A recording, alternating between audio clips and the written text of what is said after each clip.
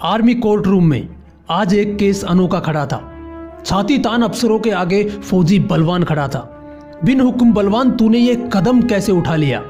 किससे पूछकर उस रात तू दुश्मन की सीमा में जा लिया? बलवान बोला, सर जी ये बताओ कि वो किससे पूछकर आए थे? सोए फौजियों के सिर काटने का फरमान कौन से बाप से लाए थे? बलवान का जवाब में सवाल दागना अफसरों को पसंद नहीं आया और बीच वाले अफसर ने लिखने के लिए जल्दी से पेन उठाया। एक बोला, बलवान हमें ऊपर भी जवाब देना है और तेरे काटे हुए सिर का पूरा हिसाब देना है।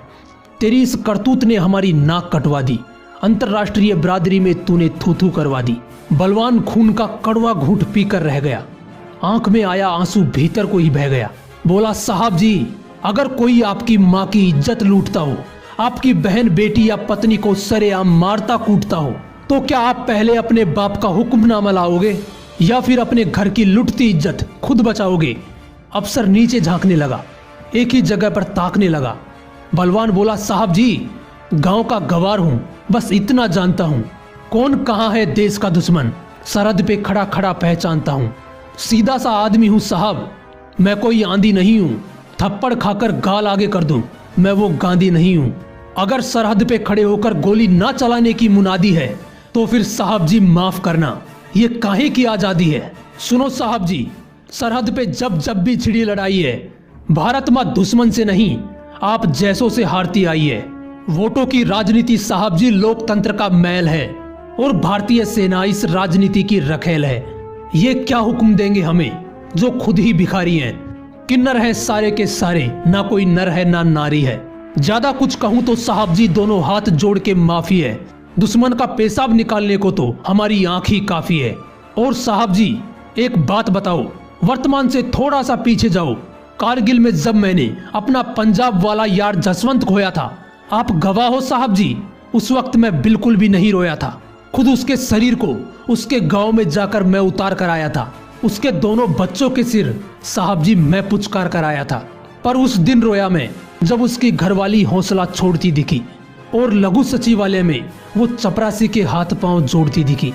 आग लग गई साहब जी, दिल किया कि सबके छक्के छुड़ा दूं, चपरासी और उस चरित्रहीन अफसर को मैं गोली से उड़ा दूं।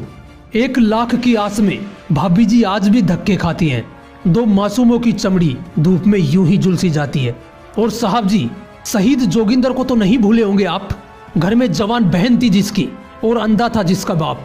अब बाप हर रोज लड़की को कमरे में बंद करके आता है और स्टेशन पर 1 रुपए के लिए जोर से चिल्लाता है। पता नहीं कितने जोगिंदर जसवंत यूं अपनी जान गंवाते हैं और उनके परिजन मासूम बच्चे यूं दर दर की ठोकरें खाते हैं।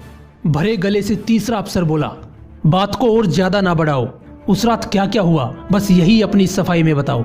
भरी आंखों से हंसते हुए बलवान बोलने लगा। उसका हर बोल सबके कलेजों को छोड़ने लगा।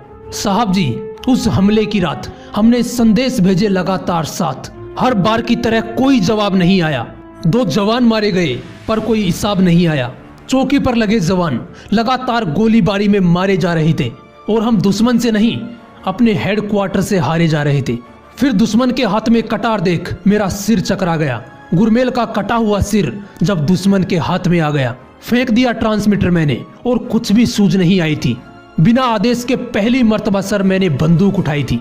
गुरमेल का सिर लिए दुश्मन रेखा पार कर गया। पीछे पीछे मैं भी अपने पांव उसकी धरती पर धर गया, पर वापिस हार का मुंह देख कर नहीं आया हूँ। वो 1 काट कर ले गए थे, मैं 2 काट कर लाया हूँ। इस बयान का कोर्ट में न जाने कैसा असर गया। पूरे ही कमरे में एक सन्नाटा सा पसर गया।